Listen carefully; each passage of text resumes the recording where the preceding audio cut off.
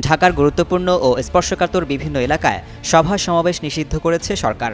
রোববার Dhaka metropolitan police commissioner Sheikh Mohammad Sajjad Ali স্বাক্ষরিত এক বিজ্ঞপ্তিতে এই তথ্য জানানো হয়।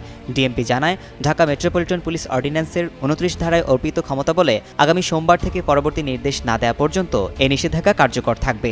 বিজ্ঞপ্তিতে বলা হয়, জনশৃঙ্খলা রক্ষা এবং প্রধান উপদেষ্টার নিরাপত্তা নিশ্চিত করতে বাংলাদেশ সচিবালয় ও প্রধান উপদেষ্টার সরকারি বাসভবন যমুনা সহ আশেপাশের এলাকায় সব ধরনের সভা সমাবেশ নিষিদ্ধ করা হয়েছে। বিজ্ঞপ্তিতে আরও উল্লেখ করা হয়, বাংলাদেশ সচিবালয়, প্রধান উপদেষ্টার সরকারি বাসভবন যমুনা ও পার্শ্ববর্তী এলাকা, হোটেল, ইন্টারকন্টিনেন্টাল ক্রসিং, কাকরাইল মসজিদ ক্রসিং, অফিসার্স ক্লাব ক্রসিং ও মিন্টু রোড ক্রসিং এলাকায় সব ধরনের সভা সমাবেশ, গণজমায়েত, মিছিল, মানববন্ধন, অবস্থান, ধর্মঘট, শোভাযাত্রা সহ যে কোনো ধরনের জনসমাগমমূলক কর্মসূচি নিষিদ্ধ করা হয়েছে।